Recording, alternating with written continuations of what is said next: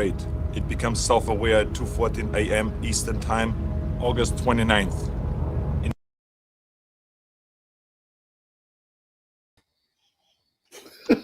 Skynet is here.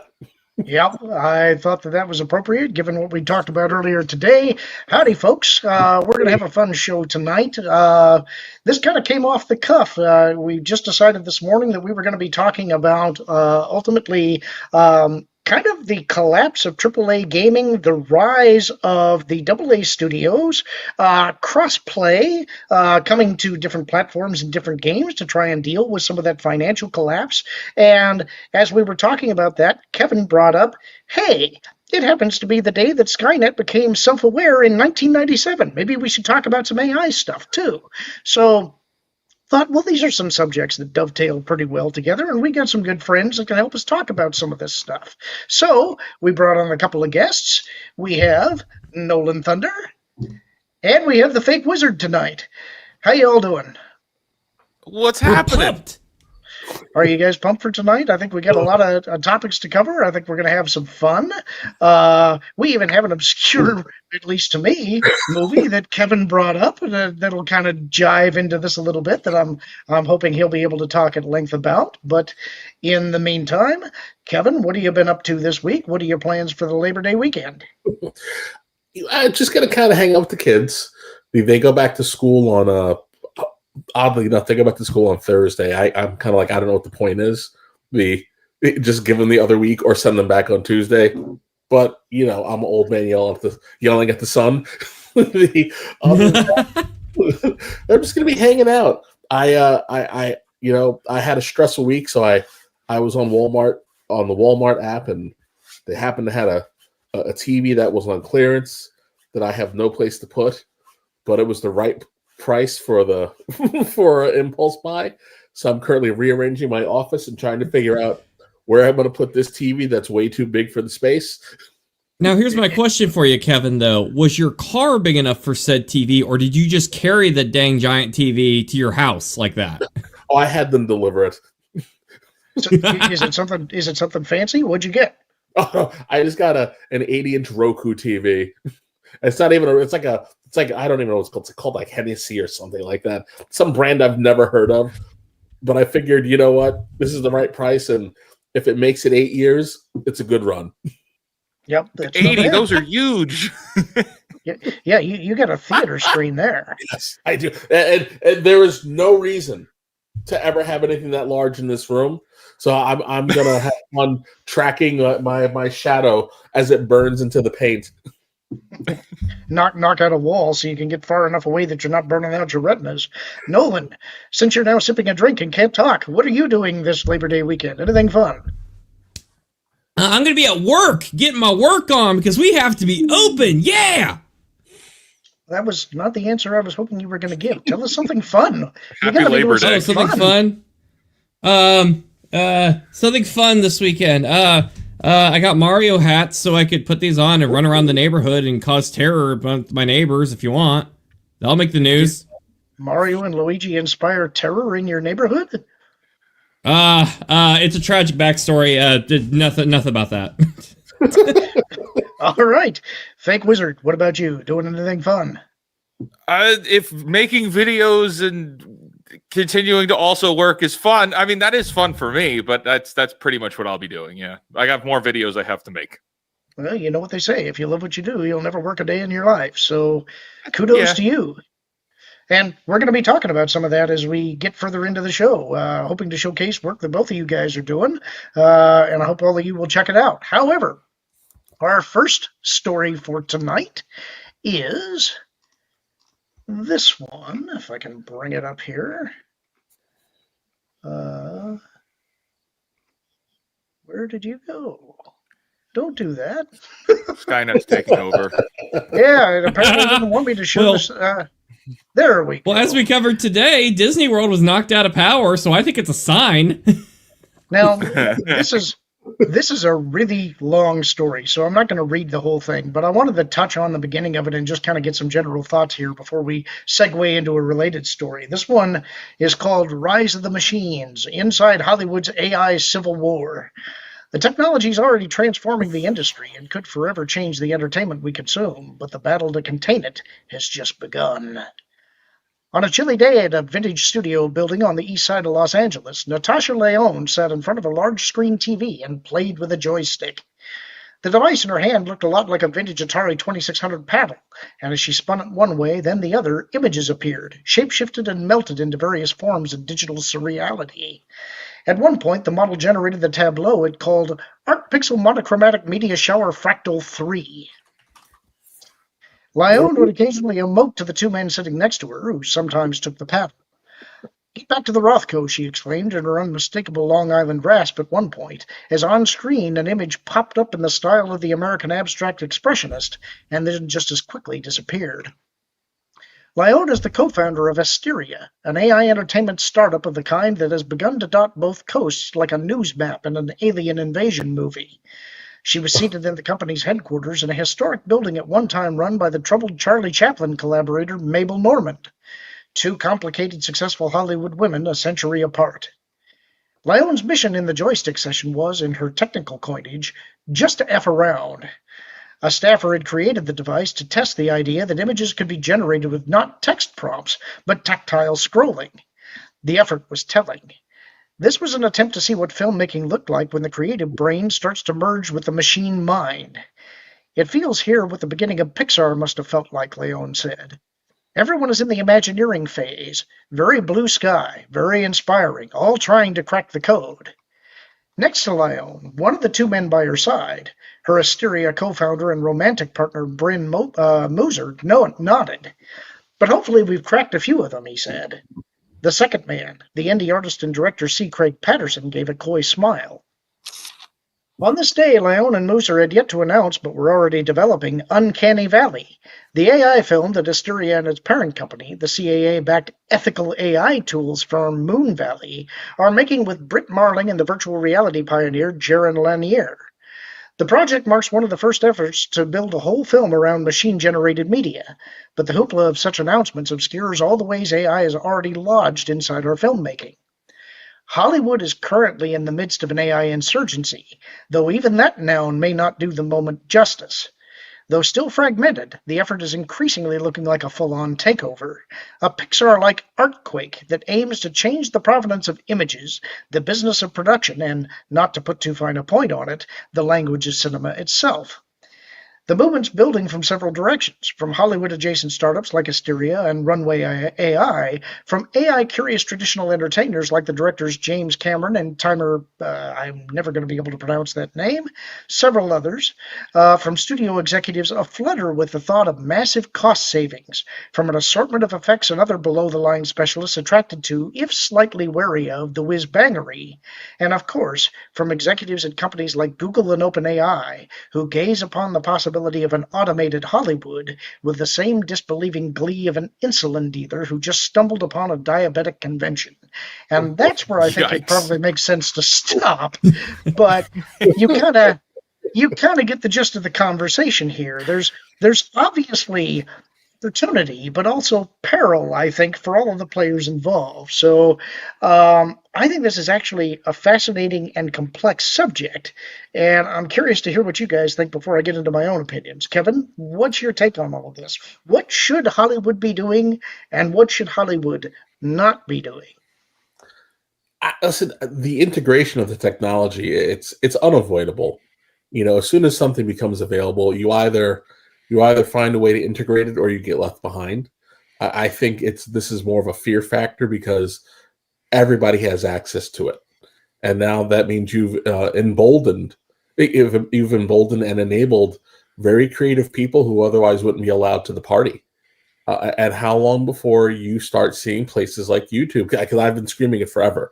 I long for the day where I see more YouTubers do things like Trek Continues, or just develop their own IPs, and touch on stories that you can't get on TV or streaming now.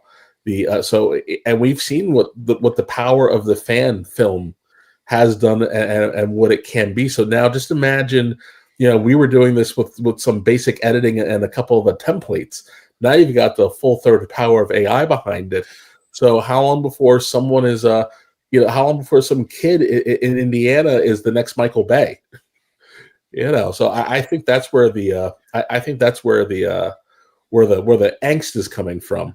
Listen, we know they went on strike and they didn't say a word about AI. They didn't care. It was really more worried about making sure they got paid for their likeness. I would argue that may be to their detriment. I think that they may have inadvertently cut their own throats in the future, but I guess we'll see. Nolan, what do you think? The whole speech you gave, from the article, I can't help but feel scared, terrified, which I think is a common reaction, I kind of feel like a grandparent when they're reacting to a remote, like when you're trying to change the channel and they're reacting to it like you're about to zap them with a laser gun if they're walking by the TV screen. I see a lot. If I can look at it in an optimistic viewpoint, I do love, because I remember recently here, I saw that Batman Beyond fan film that was uploaded to YouTube. I think it came out a few months ago last year, and that thing was absolutely incredible. There's been a long time where, fan films, they had some lower budgets and they didn't turn out so great. I remember the Sonic fan film years before the actual movie came out. They had Doug Walker and James Rolfe and a lot of legends in the game, but the film itself, left a lot of people wanting more. We're definitely in an age now where we can finally get Hollywood level stuff, whether that's a reflection of their current quality or just the amazingness of AI. I think that's a bit of both. There is a pessimistic side to me, and I know I've seen this bit with, some of Amazon's array into the AI sphere, where I'm afraid, I don't want to see a lot of big corporate companies monopolize it and be like, hey, we own this, so we don't want you to be able to make much of anything. Thankfully, I think fair use has kind of come into the benefit in the public. We've seen that with YouTube over the years. If companies could squash everything, Nintendo would have had their way when they tried to kill the Let's Play years and years ago. And even one of the most stubborn companies alive couldn't stop, the machine. And I think at the end of the day, it's going to come down to how can the public, take control of this? We know there are a lot of dinosaurs, so to speak, in, the political sphere. And I don't want to get into politics talk, but we're in an era where, a lot of key laws are going to be made that's going to affect the future. And I'm hoping that, these content creators and all their talent, if they can show, a lot of powerful people that there's money to be made here, I think those content creators can have, a great avenue to make work of their own. And we've seen a lot of shift, unfortunately, over time, phasing out the mom and pop shops to the corporate restaurant.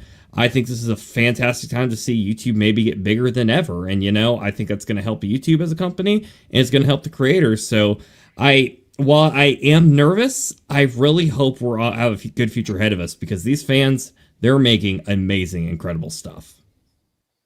Fake Wizard. Yeah. I got two quick things on this one. About 10 years ago, maybe even further back, there was, the video game BioShock was really big at the time. And there was a group of people who did this fan film of BioShock. And it looked like it was right out of the game. And it was incredible. And it was all practical effects. And it was just by a couple of people.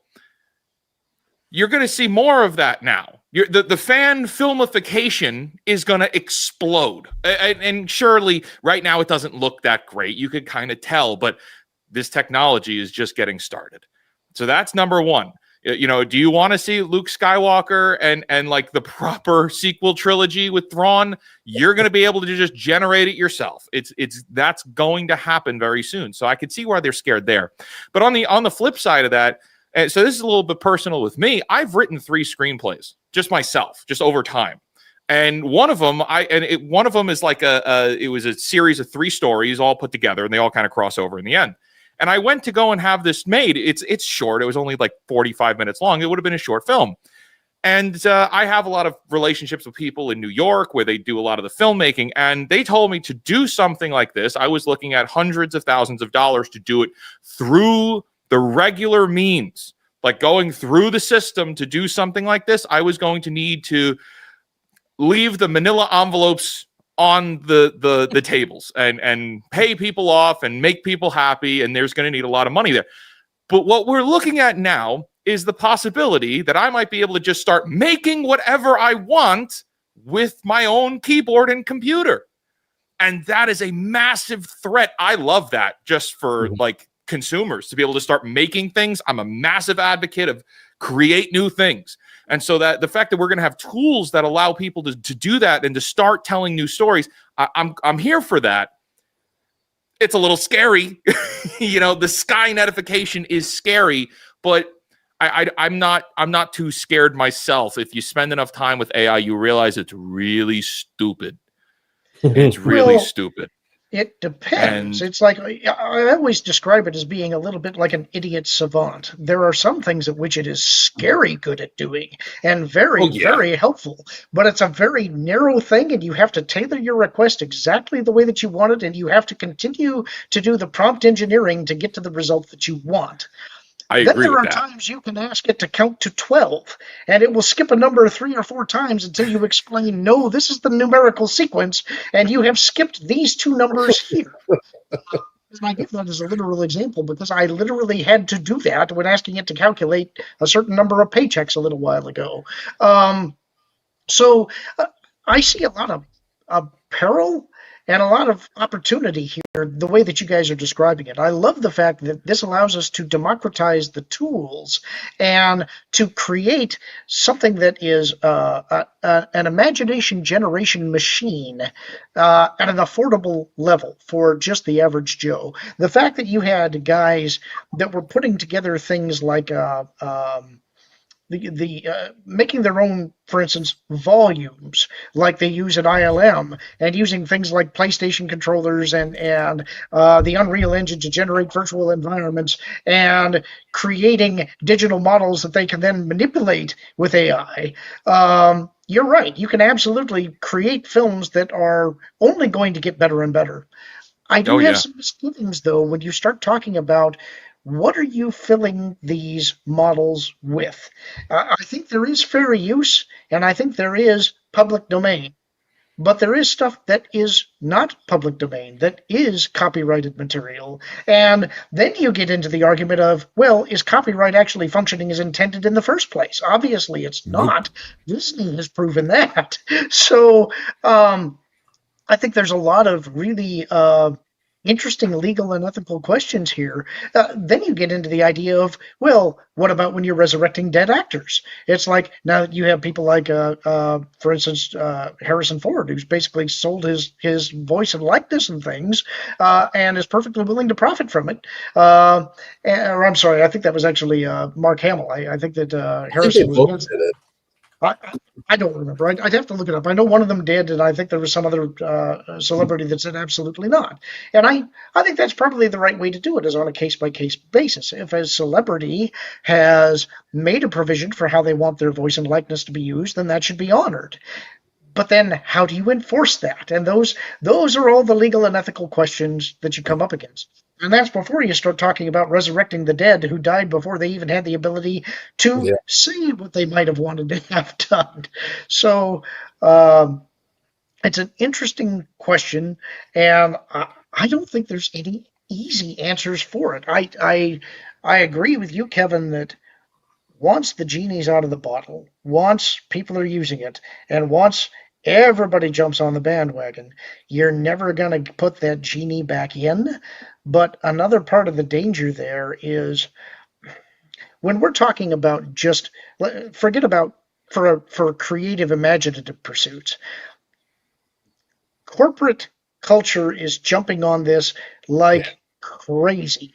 And I saw Mike Glass in the chat mentioning that what he worries about is AGI. And I agree that is artificial generative intelligence. And it's a misnomer because there is no intelligence behind this. There's none whatsoever. But we have been developing AI to make it conversational and to make it sound intelligent. And it wants to be helpful. It is designed to be helpful. And that means that it can very confidently lie about what it knows. Yeah. And when you call it out, it says, oh, of course, you're right. This is wrong. You should be doing this. I'm so sorry. Yeah. You are so correct. That's why prompt engineering is so important. But when you're talking about corporate overlords who hear the buzzwords and hear about what it's been sold as being able to do and wanting to replace the people who they consider to be salary sinks with automation, I think there's a real danger here of building lots of golden calves. And when you put those golden calves in positions where they are making decisions about critical infrastructure, I think there's some real danger spots there, because if something looks intelligent and sounds intelligent, it gives the illusion of being intelligent, but it cannot create anything independently. All it can do is synthesize knowledge through a large base of data, and it's basically doing text prediction. That's all it's doing. It's just It's just fancy autocomplete. It's a fancy Google. It's the next evolution of the Google search engine, or just search engineering. Like it's you could ask it to generate all this information, but it doesn't inherently understand what it's talking about. It's just recalling data. So until it has a conscience where it knows what it's telling you, we're fine. Until it actually understands what it's saying or what it's doing. Because like it can't imagine things. All it could do is recall things. So like what you were saying before about the copyrighted material, like, everything is being filled into it is coming from something, which is we're seeing now. I think it's that Bad Guys 2 movie had a disclaimer at the end. This movie cannot be used for prompt engineering. It can't be used for AI learning algorithms. Like you can't use this in AI, which is smart. It's smart. But also, it's good luck. Right. Yeah. Once it's uploaded once, it's in. Yeah, so I think it's going to lead to interesting times, and seeing what they're doing with image and video generation already. As you said, this is a technology that, while AI has been in development for decades, large language models have made leaps and bounds in the last decade, and it is advancing so quickly now. I don't think we can properly guess at what it's going to look like in the near future. I think the biggest advancement is going to be, right now you're getting things like 6 and 7 second clips that they can edit together, but there's subtle variations between each of the cuts. Once they get to relative image consistency, that's when it's really going to take off. And so I'm curious to see what goes there. We do have a super chat I want to hit from Maravita for $19.99. Thank you, Maravita. And the first week of school is done. Now, if any of our administrators could learn what communication is, we might actually get a smooth system. Never mind. I forgot where I worked for a second. They believe that chaos is the only way. I sympathize with you. I imagine the first week of school is rough, and I don't envy you, but we salute you, Maravita. Thank you for doing what you do.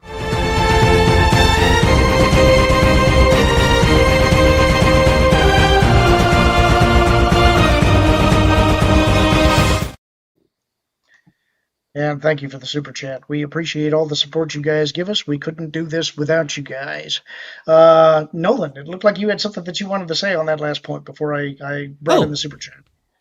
Thank you. Well, in regards to what you were talking about, like the big corporate entities, in regards to, the access to this AI technology, like Hollywood and all that, the big conglomerate, all that sort of spiel, there is a reason to be a bit, concerned, because we are currently living, at least, in the country we're currently at, we're not exactly in a country of, pride right now. At least, the people definitely have a belief in pride, but, we're seeing a lot of, especially in like Hollywood, we're seeing a lot of stuff is more so pursuing, quick, easy money, as opposed to, something that's built on a lot of respect and longevity. That's why we see so many reboots, sequels, whatever, etc., because it's more about, what's going to be the big box office hit as opposed to the artistic vision. And I think we're kind of in a nice spot to where, because we could be an issue where, you're talking about how actors and actresses, they're selling off basically, I don't want to say their soul, but, they're okay with giving their likenesses away to these companies for AI. We could have seen a very dangerous scenario where any actor or actress coming into Hollywood, that they would almost have to do like what we have to do when we're always agreeing to terms and services on every application we sign up for. Perhaps, go ahead. You guys say something? Well, it just occurred to me as you were saying that, talking about actors and actors' likenesses and selling that off for their estate post their demise. It got me to thinking about, there was news of a game that is being remastered by Night Dive Studios. It's one of my favorites. That's an old LucasArts game that was kind of it was a bit of an outlier for them. It was an original piece that was not based on one of their licensed IPs. It was called Outlaws. It was a spaghetti western, and the main character in that game was Marshall James Anderson. It's a first person shooter in the Old West, very spaghetti western style, but the voice actor and the artwork for the character was modeled on Henry Ford. Is that right? Did I get the right Ford? I think Henry Fonda. Thinking of Henry Fonda, not Henry Ford. And that blurs that line. It's not photographic. It's not actually the actor. It's not taken from a source, but it's very clearly Henry Fonda. The reality is we're always piggybacking off of that stuff. It's why you see, a lot of these famous Disney princesses, I know like Sleeping Beauty, she was based off of a famous live action actress, when they were modeling with the animation. Everything's borrowing from something, whether it's humans or robots, whatever have you. And I could say, it's very easy to be concerned about, all these celebrities given their likenesses, because it's like, okay, now does every person in society, if they want to, get on that tier of being famous or be able to make a career out of acting, do they basically essentially have to sell their souls, so to speak, to the big Hollywood entity? But if I can bring some sort of optimism with that, it's that since AI has been brought to the public, to the people, the small content creators that are going to be making these fan films or these new video games that are probably going to take heavy inspiration from those Outlaws or the Knights of the Old Republic or whatever have you, these people aren't, if they have, a sense of pride and artistic vision, they're not going to be like, okay, I need to own this person I know down the streets, basically likeness for the rest of my life. They're going to have a sense of humanity because their almighty belief is not going to be with the dollar. And I think that's something that might be a bit beneficial with us when it comes to AI in the future, is since the people have it, they're not just going to be pursuing greed. They're actually going to believe that let's use this for good in some way. At least that's my 2 cents. There's also, you can create your own large language model and run an agent locally on your own machine. But most people probably are not going to have the technical know-how or the hardware horsepower to pull off something that's going to be useful. So when you say it's in the hands of the people, yes, but there are the free models right now, and then there are paid models that are more complex and give you more capability, but you're still having to pay for it. And it could end up being one of those things where the first hit is free, but once it becomes an essential tool, then what happens? There's always going to be some financial incentive to make this work. I don't believe in the pure democratization of the tools. And when it comes to you were talking about the content that they're producing, all the sequels, the remakes, and all of that stuff. I don't know that that's necessarily a function of people's pride in the material that they're producing. I think it's more that the studios act in lockstep, not always because they are ideologically aligned and meeting as a secret cabal. It's just that they tend to follow what the conventional wisdom is. While everybody is playing it safe, everybody's going to play it safe because that's what's safe. Once somebody takes a risk and succeeds, that gives everybody else the permission to then take the risk and try to succeed. They're going to chase whatever the trend is that makes them the most money. And when they see that happens, that's when the pendulum swings. Actually, I saw a comment here. I'm going to try and find it again. It was back here a ways. Because I thought it was an interesting point. Here it is. Sherlock Homeboy No egos, no drama. AI actors is a cool idea. And that also raises some interesting questions because I think from the studio perspective, you're absolutely right. If you could create the next James Bond, for instance, and say you created an AI actor that could absolutely pass, and the audience had no idea it wasn't a real guy. You can age him up, you can age him down, you can make him whatever he needs to be to keep the illusion going. And you never have to pay a salary. You never have to deal with insurance claims for injuries. You never have to worry about what they're going to say on the promotional campaign that's going to embarrass your company. They're never going to get arrested for doing something untoward. That's absolutely something that the studios would want. The question is, if you were trying to pull that off and do a wag the dog where the audience doesn't know, how do they feel about it when they find out? Very true. And you also have to look at the fact that it's almost like you're owning like a fictional character, you know, like a cartoon character, like how Disney owns Mickey Mouse per se. You have to wonder, like, the big thing that's keeping, you know, people from, you know, making their own Mickey Mouse is, of course, copyright issues. We definitely are in an age where, you know, people rework ideas that already exist into their own vision. We've seen that with basically Child's Play and Megan are very similar movies, just with kind of different concepts, you know. Most people in creations don't exactly reinvent the wheel. They just kind of tweak it up a bit. And I would like to bring that into a little bit of a counter there, because I think you make a fantastic argument on that. But I also wonder, you know, if we still have the ease of access with these AI tech, what stops them from being like, okay, here's Pierce Brosnan that you've made, but here's Pierce Brosnan, you know, and it's just tweaked a little bit. And unlike in the past, you know, where you had to do a lot of like animation cells, you had to do 3D modeling. Now you can basically be like, here, generate Elsa, but not. And I gotta wonder, like, are we about to hit a chaos route with that to where it's going to break the copyright system?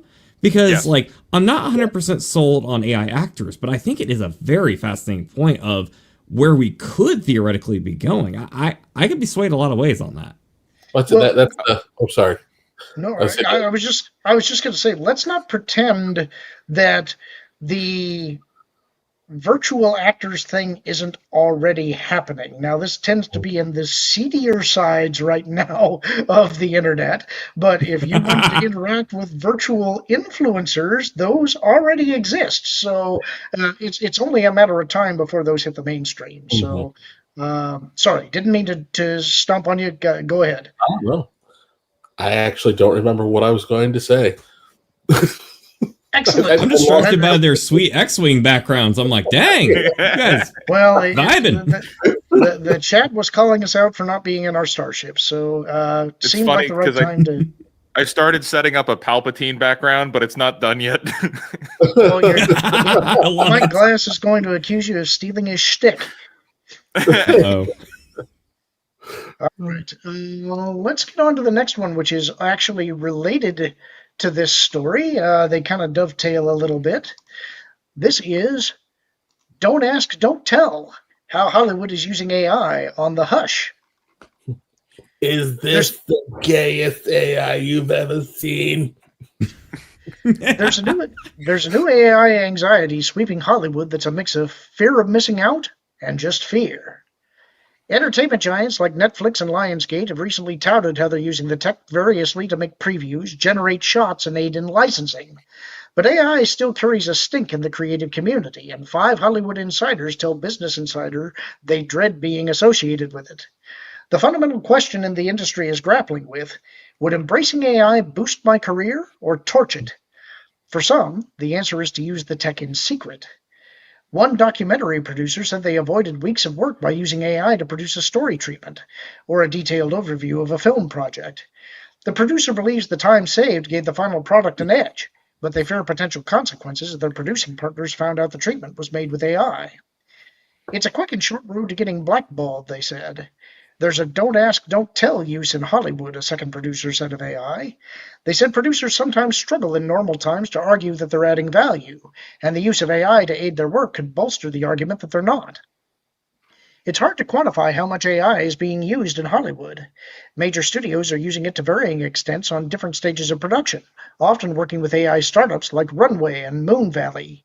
Morgan Stanley predicted last month that TV and film production companies could reduce their costs by as much as 30% by applying AI to activities such as script writing, production, editing, sound mixing, and visual effects.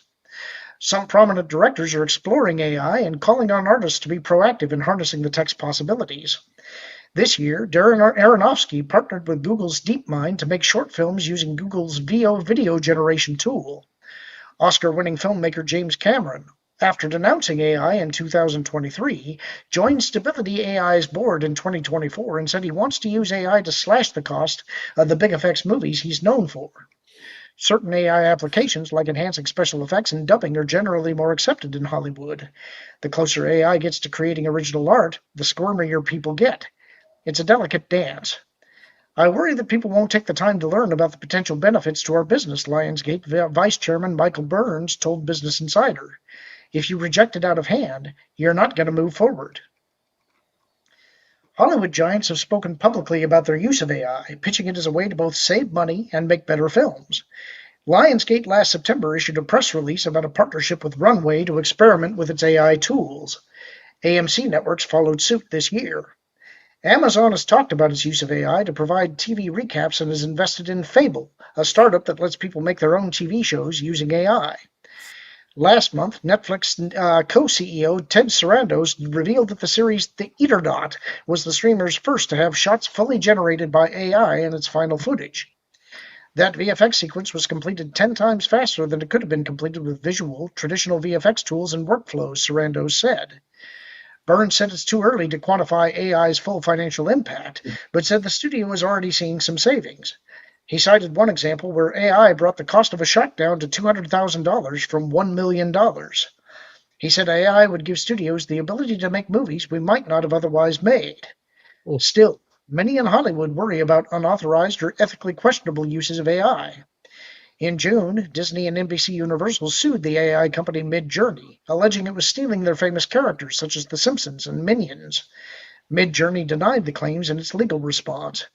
AI is central to a lawsuit that had alleged that Amazon MGM Studios violated copyright in its Roadhouse remake and used AI to replicate actors' voices to finish the film, in violation of labor contracts. Amazon said the suit was without merit and that the film didn't use AI cloned voices. And here you can see some of the sample input that they were using from Disney's actual productions and then Midjourney's output. Now, it ain't perfect, but it also ain't far off. It looks like how they looked in the Tracy Ullman days. Yep, a little bit. Yep. The Writers and Actors Guild won some guardrails on the use of AI after their 2023 strikes. Studios can use AI, but can't use scripts written by the technology or use cloned actors' likenesses and voices without their permission.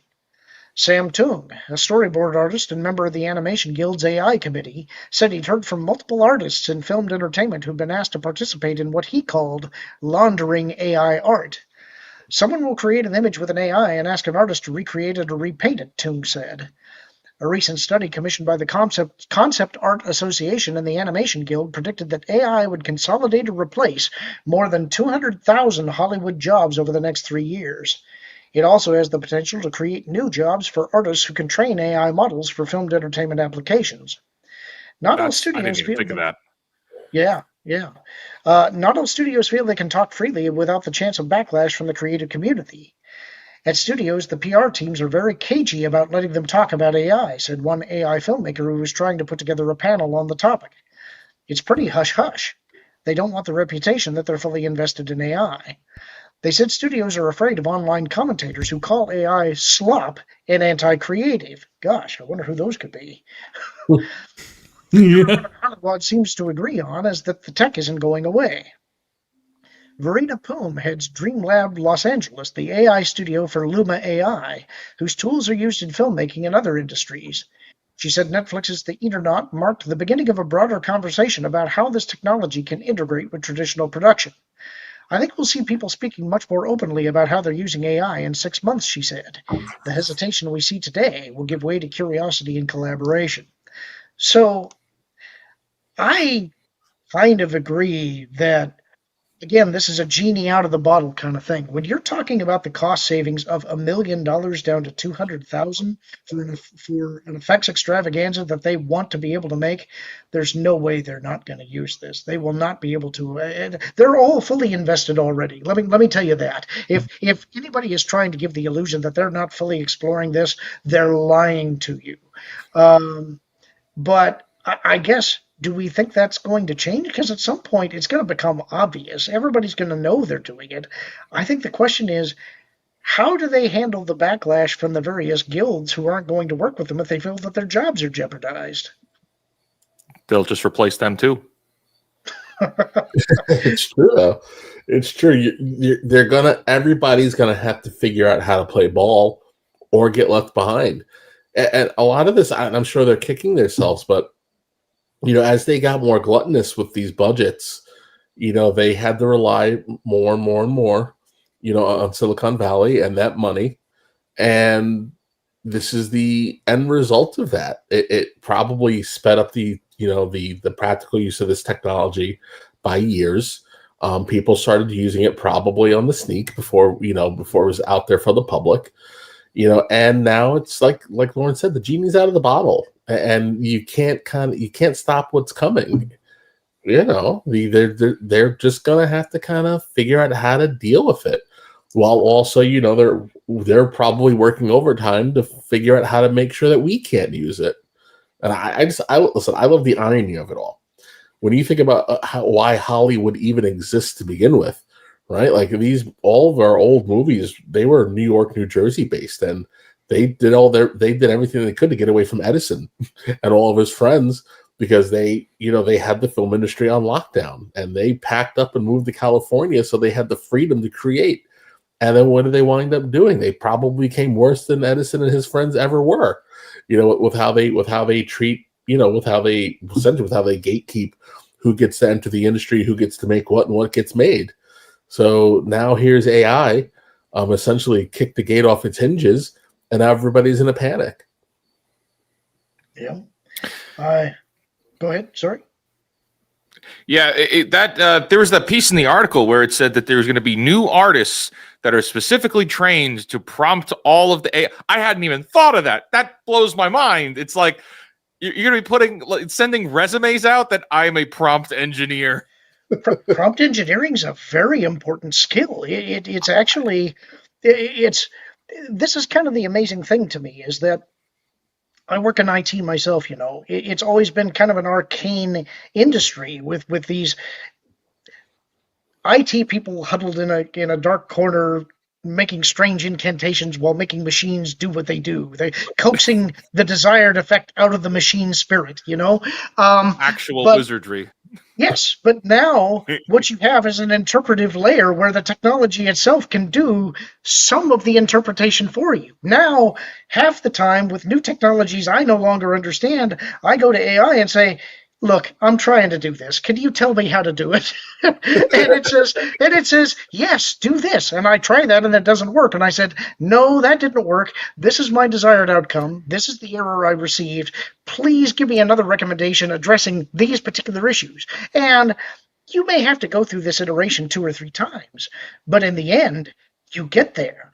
And in the old days, that would have potentially taken days and maybe weeks of research and trial and error, where now I might get into an end result into a few hours. And that's just on the IT side of things. We're talking about creative endeavors. So right. When you're looking at those kind of things, again, $1 million to 200,000, oh my gosh, who wouldn't take that deal? So yeah, prompt engineering. You know how when everybody was getting laid off and they were saying that these traditional industries were going to go away, and they said, learn to code. The irony of all of that now is that the coders are being replaced by AI, and the new refrain is going to be learn to prompt. Yeah, it's certainly scary, the idea, because I'm all for anything that's going to keep the entertainment industry on their toes. Like, I'm here for that. That sounds a little bit of anarchy in Hollywood. I'm here for that. But at the same time, there is an element here that, like, the corporations, the executive branch is going to have more control over everything. which they will if this is implemented, which is concerning. That part is concerning. So what I care about, and what's the only way to combat that is like people keep talking about, is it's going to come down to buyers not buying anything that they know there's AI in if they want to fight it. Like if that's something that's such a big deal to combat, like if the general populace wants to combat like this, the AIification of Hollywood and creative endeavors, it's you just don't buy anything that has AI. That's the only option. Yeah, and I think most people are not going to be that invested in it. The people that are going to be people in the tech industry, people whose jobs are threatened, and people that have a general disdain for the idea of cutting out the human spirit in the creative process. And there's not that many people that are going to be zealots about it. Right. Anyway, back to Super Chats, because we've had a few stack up. I apologize. I should have gotten to some of these earlier. We have from Butterbumps. He gifted 10 WDW Pro memberships. Thank you, Butterbumps. You are a tremendous supporter of Pro and all of his acolytes here. And we really appreciate everything that you do for us. In all of feudal Japan, only one bull had the power to explode a sumo with his hooves. Butterbumps. Does that make us pro-formers? Yeah. Sure. I think that's about right. And that Butterbumps clip, I think that may be my favorite one because the insanity in it makes me laugh every time that I see it. Next up, we got Maravita for $9.99. AI has its place, and if disclosed, I am okay with it. However, you lose the real person that can connect with fans, meet and greets, and that fans can invest in. Well, let's talk about androids. Probably Lieutenant Commander Data, really? But if you don't think that's coming, let me tell you, there's the amount of research and development and money that's being poured into functional androids, and honestly, what Elon Musk is doing with his Optimus robots. Mm-hmm. You think they may be a viable home servant kind of a solution in the near future? They're pushing robotics. Japan will find a way. They're pushing a lot faster than I thought they would. You know, for so long, robotics felt to me like sort of a moribund field, and now it's coming back around. So I'm curious to see where that stuff goes. Rosie, the robot's on the way. Yeah, we're going to have our robot overlords. Tender Warrior for this is gifted membership. Say gifted 5 WDW Pro memberships. So thank you for that, sir. I don't know if I have this in my deck. I hope that I do. I do.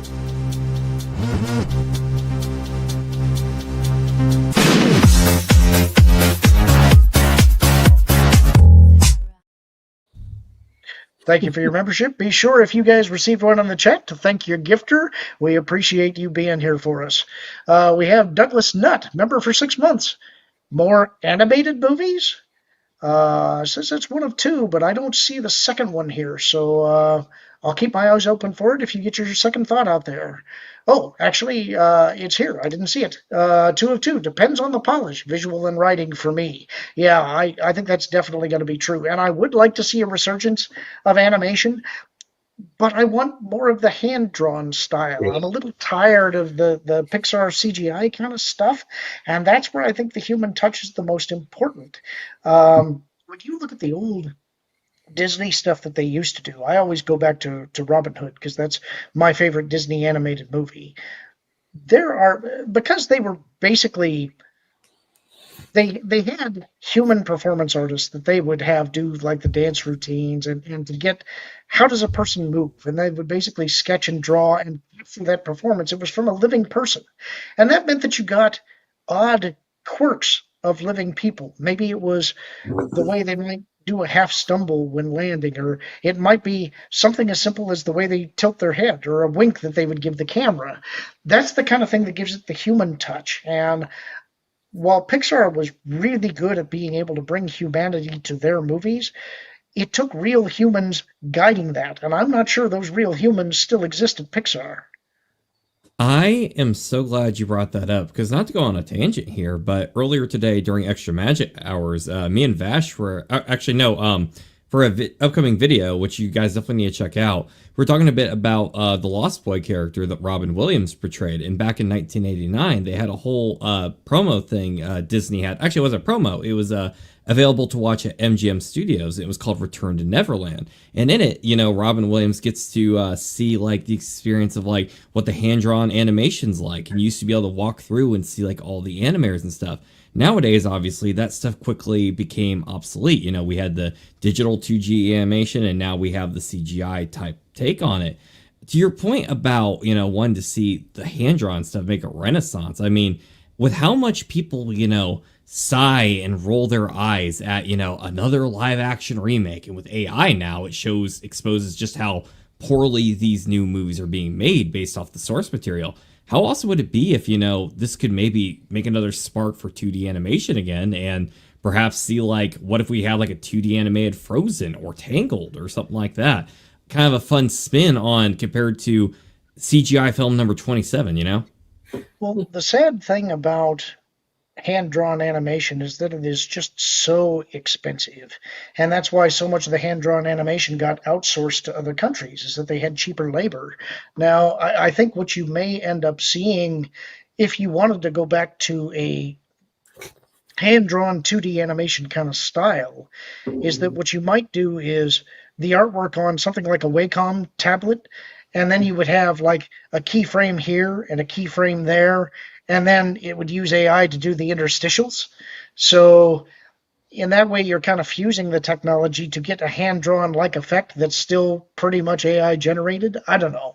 That's just me spitballing. I don't know if that's the direction they would actually go, but I think that's the only way that you can make the labor costs. Oh, look at that. Oh, wow. All right, so I was at an event this past weekend, and there was Disney animators there, and I got to interview them about this very topic. And then I had to walk away with one of these. But, yeah, they all want hand-drawn to come back. All the animators want to go back to work. And they're all ready. They are waiting for the call. This is Peter Raimundo, who worked on Lilo and Stitch, did this. This is an actual one, like, sketch. The animators are ready. The Disney animators, I talked to them for a while. There was a few animators there. They all want to go back. They're just waiting for the call. They're all like all of the 2D animators are waiting by the phone for Disney and Warner Brothers to call them back. That's great to hear, actually, because I was concerned that the skill needed for 2D hand-drawn animation was in danger of being lost, and that was why we weren't getting it anymore. So it's funny that it's funny that we're talking about this now, because like I had to refrain from ranting about it in a video I just did. I interviewed it. It was a bunch of so this guy was one of them, and there was a few other animators that I spoke to at this. It was a convention in Texas, and they were explaining to me that for Warner Brothers, there was a whole television animation craze throughout the end of the 90s and the early 2000s, and then they realized that they can get animation done cheaper if they just shipped it overseas. So all of Warner Brothers just outsourced everything to other countries to cut it, and they cut all of that business out of America. So all of that was gone. And Disney, while doing the same thing, also started phasing in like, oh, well, our animation and I did all the research on this, and like the animation movies started underperforming.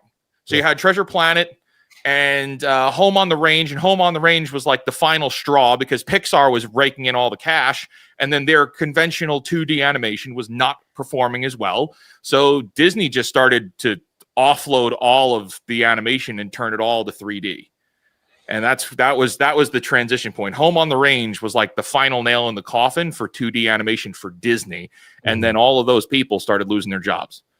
And it's and we all want it back, but they saw it as a financial move. They were like, oh, well, CGI is the future. That's what people want now.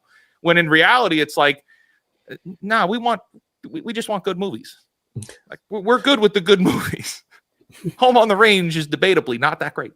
But I don't know. Go ahead, Lauren. We probably need to move on. Yeah, I was just gonna say Maravita gifted another 10 WDW Pro memberships, and you guys have been stellar tonight. We appreciate it. I'm gonna play this again because I like it.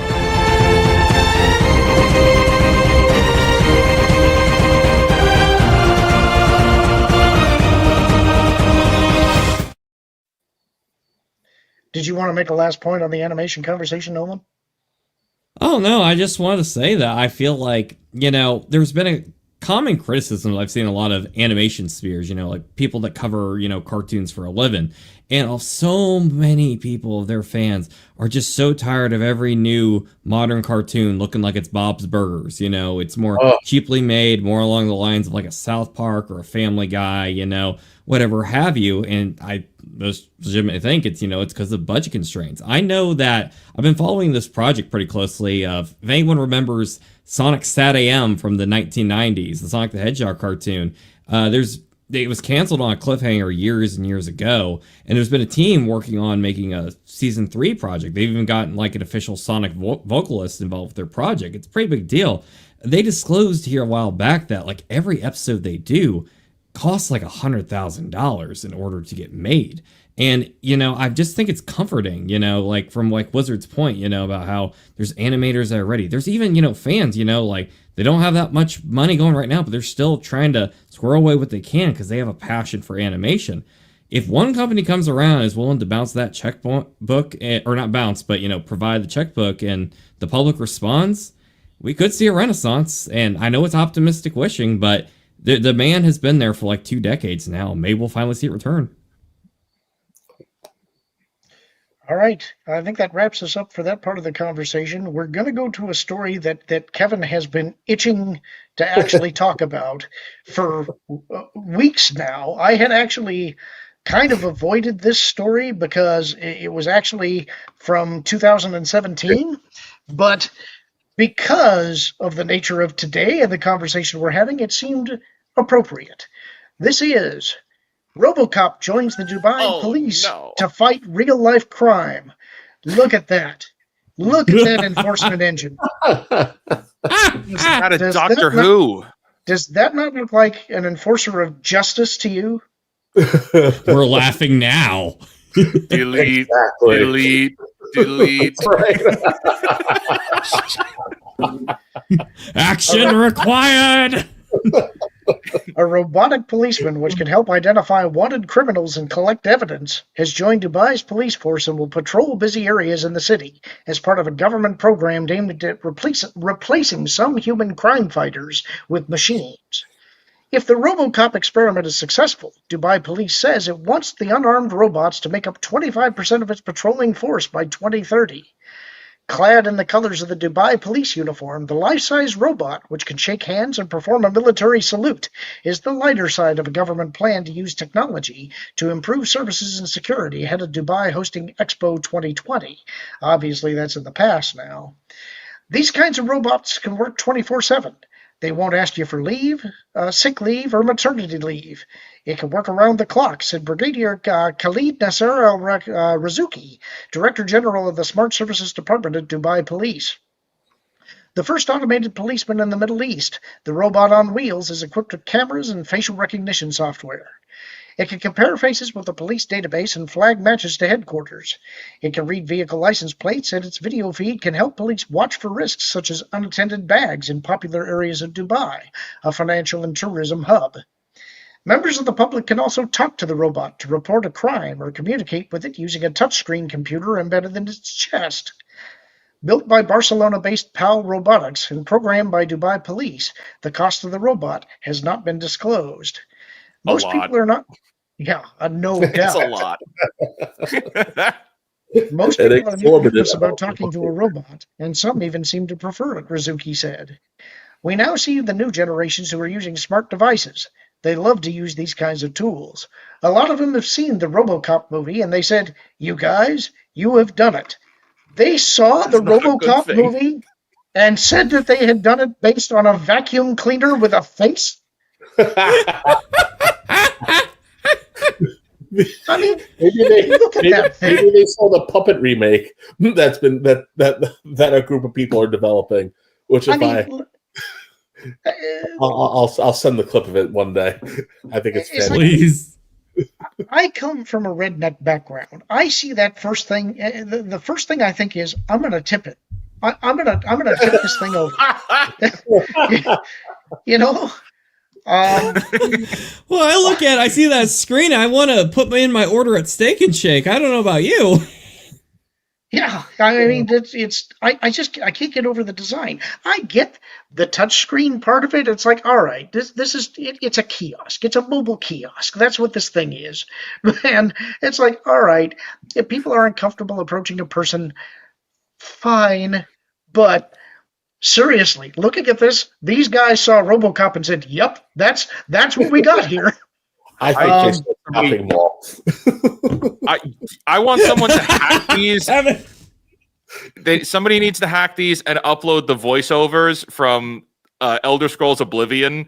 Stop, criminals! You violated the law.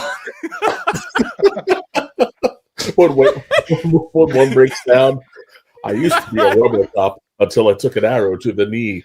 Well, I mean, also look at the wheels on this thing have got to be tiny. Could you imagine somebody running from this thing and seeing it try to roll down the street? Please tell me. Desk wheels. Please tell me they'll put this thing in GTA 7 as the cop system. That would be great. So now there's actually an ulterior motive to doing this story as well, and that is because Kevin he has talked about this movie before. I had forgot about this, but we talked about this and thought this would be a great time to bring up Chopping Mall.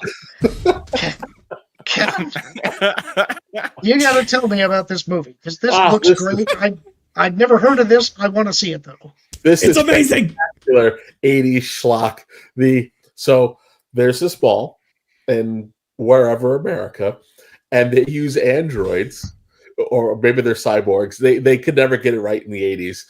They use androids to police the mall, and of course, on the same night where a group of randy teenagers decides to stay in the mall overnight for shenanigans, there's a short, and it turns the peaceful groundskeepers into hostile killing machines, and you watch them not be able to navigate stairs but slaughter any randy teenager its lasers can get to. And about halfway through the movie, you're going to stop yourself and go and say, why didn't they just block the elevators?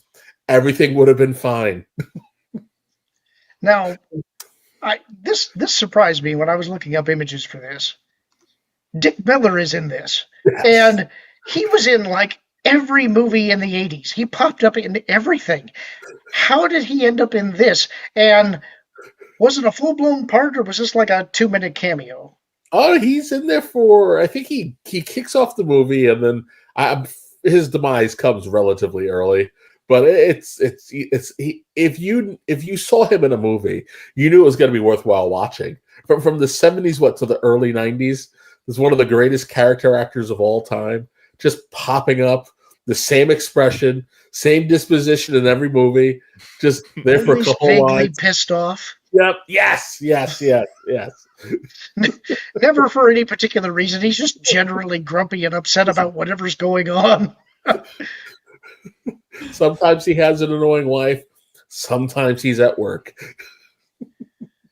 So there's one other thing that I kind of want to look at here. Again, look at these things. Now, granted, you said they can't navigate stairs and they probably should block the elevator. But these to me look like a much more serious unit.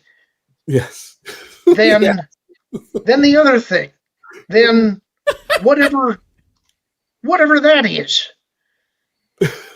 I'm pretty sure that these were in an episode of Doctor Who. They look right out of Doctor Who, yes. Yeah. Creepy faces. So I guess, would you give it a recommendation, Kevin? Is it worth watching? I highly recommend this movie. Everybody should watch this movie at least once.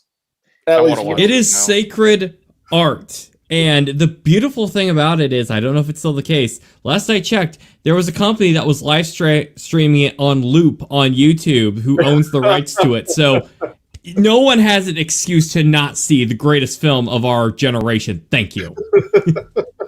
All right. And again, I'm going to cycle through these again just because I love getting these stills. Because I remember in the 80s when every time that you had a robot that was supposed to perform a purpose and then it turned evil, Yes. it always went red. You know, and that's the joke now, is that all of these inventors, they always had to include those red LED lights just in case to indicate, yep, my robot's evil now. But then shots like this, and it's like, okay, I see the appeal. Anyway, that kind of leads us to what was probably my favorite story from tonight, and that is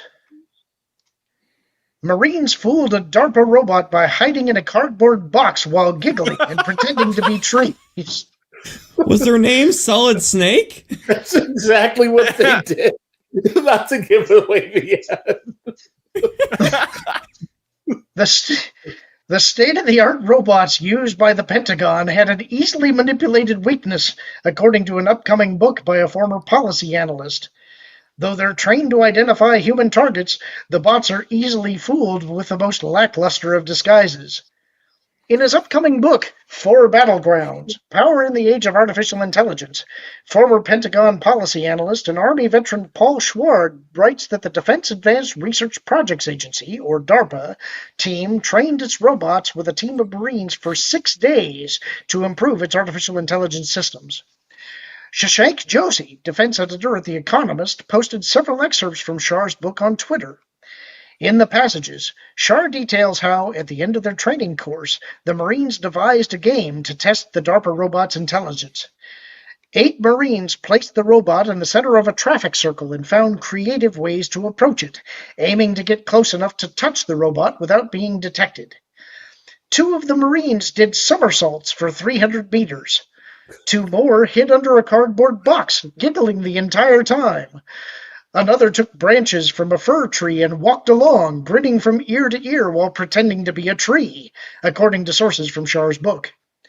Not one of the 8 was detected. The AI had been trained to detect humans walking, Shar wrote, not humans somersaulting, hiding in a cardboard box or disguised as a tree. So these simple tricks, which a human would have easily seen through, were sufficient to break the algorithm. Though it's unclear when the exercises in Shar's book took place, or what improvements have been made to the system since, DARPA robots' antics have long faced obstacles to their performance, including poor balance and concerns over their potential to cause accidental killings due to AI behaving in unpredictable ways. The particular experiment this appears to reference, part of our Squad X Core Technologies program, was an early prototype test to improve Squad situational awareness by detecting approaching people, a DARPA spokesperson said in an email to Insider. In the next experiment, our team demonstrated a detection ability that exceeded expectations in a far more challenging environment. This is the nature of high-risk and actively managed programs. We have not read the book, but in general, we are constantly testing and experimenting with new technologies. The spokesperson added, there is certainly still much work to be done to advance AI capabilities, and we've seen tremendous promise in its national security applications. Some of the technologies DARPA has recently backed include disease-detecting sensors to be injected under the skin, a nuclear-powered rocket that can take humans to Mars, and AI-powered unmanned drone swarms. Shar did not immediately respond to Insider's request for comment. For Battlegrounds, Power in the Age of Artificial Intelligence will be released on February 28th. The mental image that I have of these... This had to be the most fun duty these guys had in a while. I'm more concerned with how that article ended with those 3 other things they're working on. silly robot dog. Wait a second. Wait. What are you doing? What are you injecting under the skin? Yeah. But the robot death swarm will. Yeah, I don't like the Scooby-Doo reboot. I love the fact that the spokesman who is working for DARPA said, well, sure, we had this one bad test, but they've gotten much, much better since then. Trust us. But I guess that is also the nature of training AI, is that it's pretty dumb. I remember one of the early articles when I was reading about training AI on how to do image generation, when they were trying to figure out how do we get it to create artwork, is they were showing all of these pictures of horses to the algorithm so that it could try and learn what a horse was. And when they asked it to then generate an image of a horse, it kept having human legs on the side because most of the horses had riders, and it didn't know how to differentiate the rider from the horse, so you got horses with extraneous legs. That's the kind of problem that you run into with AI, is that it's very, very literal, and you have to have very clearly established boundaries for the outcome that you want. Oh yeah, and that's it's interesting to see where it's all going to go, but we're still very much just getting started. And every time we see it like upgrade, and it's like it's like wow, we've made these like big jumps, these big leaps. Everything that we're seeing, I don't even use anything from ChatGPT. I only use Grok now, mostly because it's connected to Twitter, and you're paying for it already. So I'm like, all right, well, it's built in. But like the jump from 3 to 4 has been massive, but it's still not there yet. So it's like, well, where is this going to go? Anything's possible now. I just love the idea that the military is going to have to spend tons of training time with robots watching somersaulting, prancing, galloping soldiers so that it can understand all the different modes of locomotion that a soldier might employ. And then they're going to the malls. That's right. So we're finally going to get to the gaming topic. Next up, we have Reflections on the Game Industry, the Decline of the AAA Title. Oh boy. Okay, buckle up, because Grandpa's about to tell you some stories. Not the kind with dragons and elves, though there were a few of those around back in the day, but stories about the real magic. The messy, frantic, occasionally soul-crushing, but ultimately rewarding world of early game development. I've been kicking around this industry since before polygons were a thing, back when pixels were the pinnacle of visual fidelity, and I've seen more trends come and go than a chameleon in a mood ring factory. These days, you see headlines about titles like Diablo 4 raking in $1 billion faster than you can say loot box, and you might think the games industry is a giant money tree. Well, let me tell you, it's more like a thorny briar patch that occasionally sprouts golden fruit. And the journey to get there is a wild ride, one that's changed a lot since my time, but some things never really change.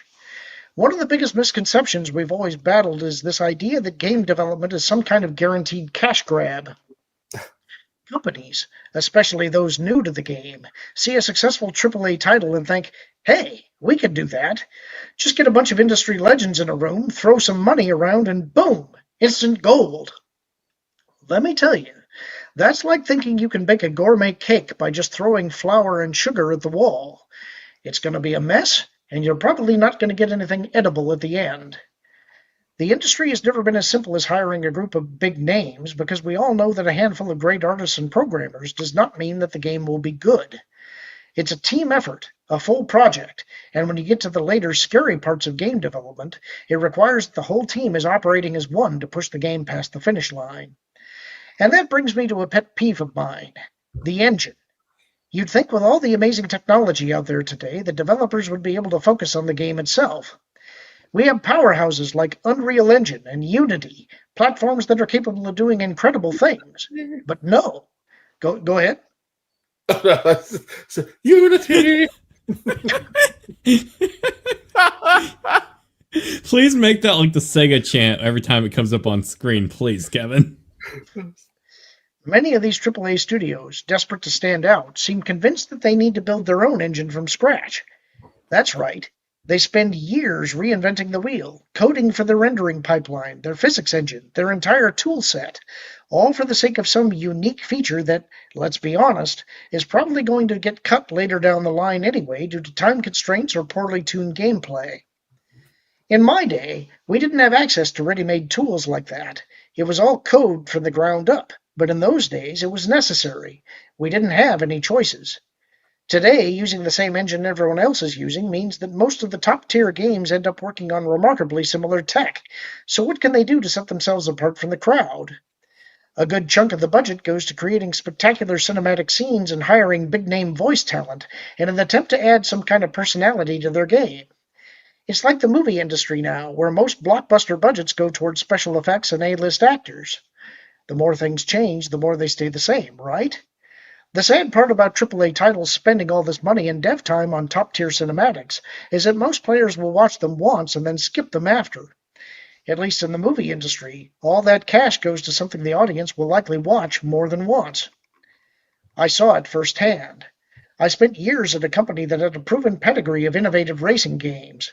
We were passionate about the subject matter, and I worked my tail off to convince management that we needed to get out from just the flat track racing and head off-road. I'll admit that I was a big fan of vehicles that could climb over rocks or fly through the air, and it felt like everyone wanted to just drive fast cars in circles.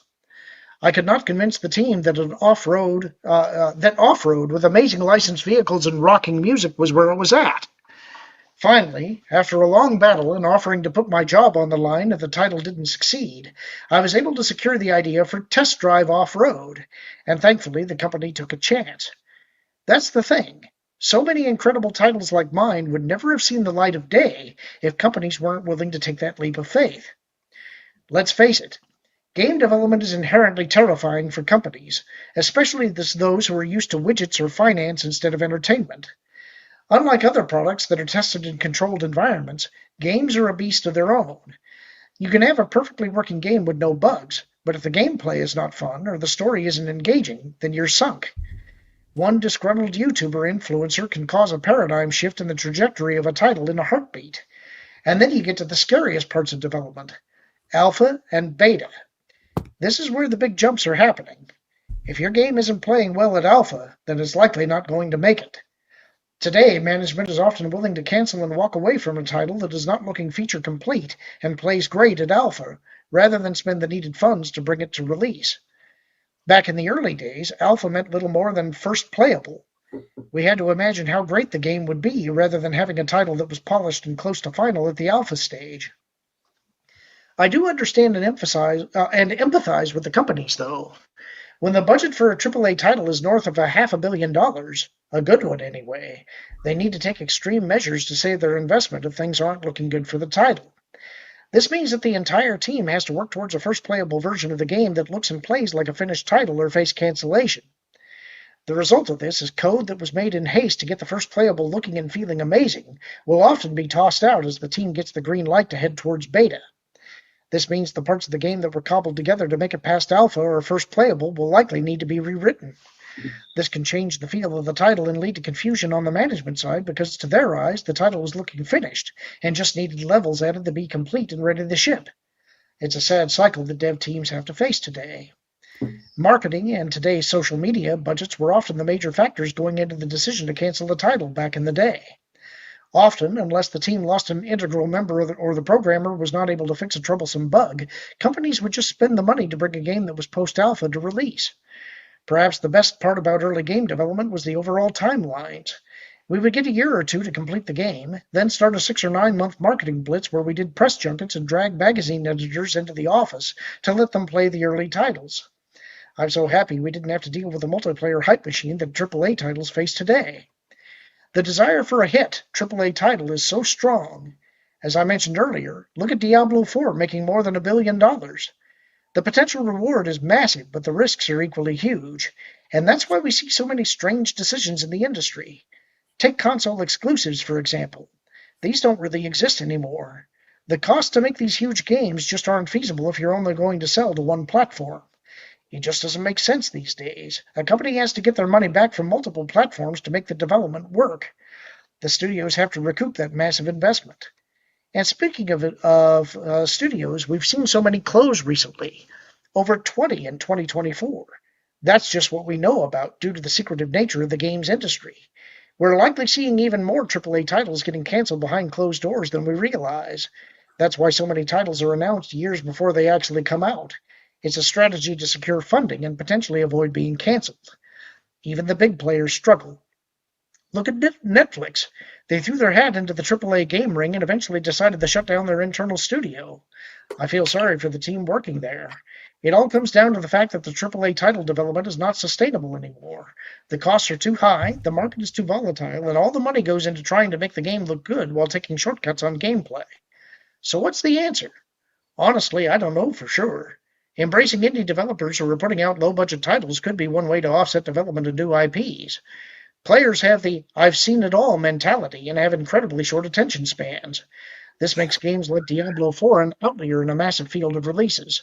With mobile games looking to outperform AAA titles in 2025, funding smaller development houses to create compelling mobile games rather than the super expensive AAA titles makes a lot of sense. What I do know is that companies are scared to take risks on new AAA franchises instead of investing into new IPs. They'd rather reboot old titles, just like the movie industry. This is just the tip of the iceberg, folks. There are so many stories I could share, so many lessons I've learned from the trenches of game development. Next time, I want to delve deeper into the studio politics and how knee-jerk reactions to current events affects the sales of a title.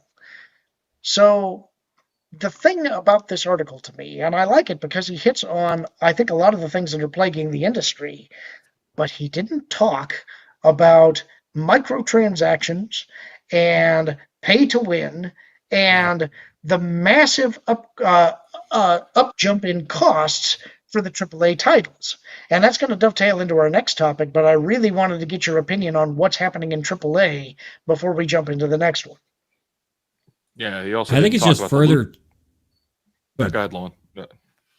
Okay. Well, I think it's just further charcoal on the fire, so to speak. There's a lot of reasons and factors to go into.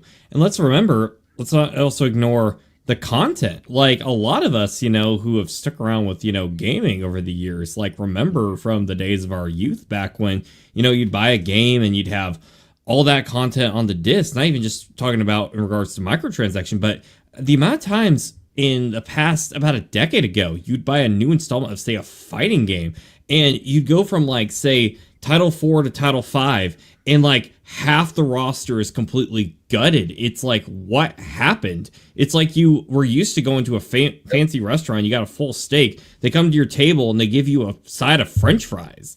There are so many things that go into how the gaming industry has just become so huge now that everything needs to be as gripping to compete with the likes of like your Avatars or Avengers Endgame, when in reality, I think this is why you're seeing a lot of indie studios thriving, because at the end of the day, what made those old games so good was the creativity, because people still enjoy those blocky old games, even if they had no business ever even growing up in that era. It was the amount of effort and love that was put into it, because games are about imagination. It's not necessarily about how fancy and how much like Willem Dafoe your game character looks. But go ahead, Wizard. Yeah, the monetization of gaming is insane right now. The lack of what you get for the amount of money you spend is a big point of contention. And you can't trust these companies to deliver on the value they once promised years ago. I mean, it was about 2 generations ago was like when gaming truly finally peaked. And then ever since then, it's just been on the decline. And here we are now where we've got companies trying their best to legitimize $80 video games, but they have not promised at all an increase in value for that increase in price. Yeah. So it's maximizing profits. And yet at the same time, just to Nolan's point, they don't know how to make good games, really. That's what it comes down to. They don't know how to make good games anymore.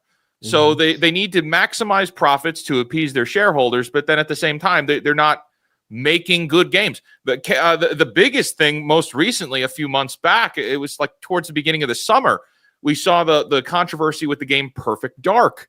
Now, at a previous promo for Xbox, convention where they announced everything, like a press event, they showed off this Perfect Dark game, and it featured a lot of gameplay with it, and it was like a full 5, 6, 7 minute trailer. That was all fake. None of that was real. And then apparently this game was many years in development.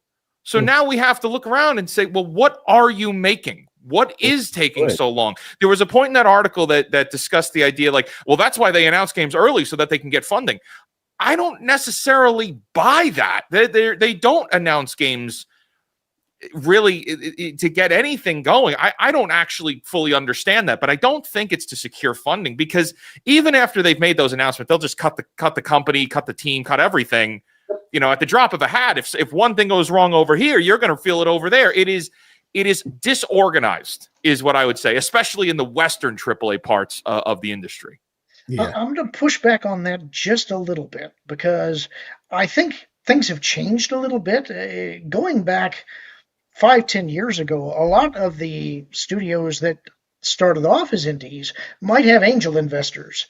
And so I think a lot of times that what they would do is they would try and secure a license, and then they could make an announcement, and that would attract an angel investor to come in and invest in the company so that they can make the game. And then they could rely on the fact that, well, you're already in for this much, but we're running into trouble. Now we need additional infusions of cash. And I think that's the way that it tended to work 5 to 10 years ago. But now you've got these political organizations, these basically NGOs that are handling some of that funding. And a lot of that is not even directly. Some of it's going to be from hedge funds managers like BlackRock and other things that will invest, for instance, other companies' retirement accounts into various funds that might be funding some of these organizations. So now it's a lot harder to figure out who's actually paying for all of this. Well, I guess the point that they were making there, or at least the way I interpreted it, was, they make all these announcements so that they can secure the funding. But the first thing I thought of was Xbox and how they make all these announcements, but they're all the first-party titles. So, like, we had Gears of War E-Day. We had Fable, which was announced years ago. Gears of War E-Day was also announced years ago. Perfect Dark was announced years ago. These aren't companies that need to secure funding. And they made a note in that article that if there's bad backlash online, that could lead to ramifications where all of those projects have gotten terrible word of mouth, and they're still moving forward with those projects. Well, so yeah. No, I would say it's the projects that they want to put out that never have any real worry. If it's something that fans might like, sure, it's going to be done and dusted 3 seconds into the most mild of inconveniences. I mean, look at how much money a 5-minute presentation. How much money do you want to guess that cost for something Millions. that they weren't even going to put out? So, like, it's a lot of this has to do with the gluttonous behavior. These guys take money and they just set it on fire with no thought or consequence to what they're doing. Why do you need A-list actors? Gamers don't care that Willem Dafoe or George Clooney or whoever sat it. Everybody's Kevin Spacey. Everybody's perfectly content with Nolan North doing 15 voices. If they even want a voice, Link has not said a word other than and for almost 40 years. Gamers are more likely to gravitate to people in the gaming industry like Laura Bailey or something like that than they are. You remember all those stunts they used to do back when E3 was still around? Like, oh, hey, here's Keanu Reeves or other famous actors to promote our game. A lot of them had nothing to even... I remember one year where they had a guy come out, I can't remember what it was. I might have been the dude from The Godfather. And he's like, yeah, I'm usually not that into gaming, but hey, they invited me here. And it's like... Really? It was Al Pacino at the New Year's Game Awards. I was going to say, wait, the Godfather guy? You mean Al Pacino? His name was eluding my mind. He looked absolutely baffled as to why he was there. I think he was even in a bathrobe. He was like, well, here I am. And then he did a Dunkachino commercial. Now, I'm willing to pay a premium price for a premium product. There have been some... I will sometimes buy a pre-release product with all of the extras and the collectibles and stuff, but it's going to be for one of two reasons. It's either this is a studio and a product that I believe in, or two, it's one that's an IP that I am absolutely attached to and I'm just praying they don't screw it up. And actually, that happened for me last year with Indiana Jones and the Great Circle. I bought the collector's edition for that game, and I was real nervous about it. I was scared to death to buy that game, but it was Indiana Jones, and ultimately it's like, well, I have to. It's like I would be betraying myself if I didn't. And for me, that game was absolutely worth it. Now, I understand some people didn't like it, but it has a DLC coming out in, I think, 6 days. Soon. It's coming out Yeah, next it's week. soon. It is Right. the Order of the Giants, and I cannot wait to jump into that. I paid, I don't know how much money for the collector's edition. I think it was a couple $100. It was worth every penny to me. And so there are times when I'm willing to do that.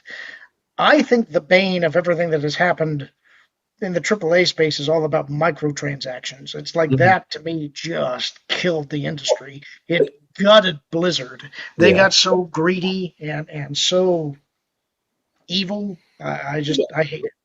Well, think about what I think it's safe to say that DLC hit its peak with Mass Effect 2, right? Like after that, it was all just kind of downhill from there.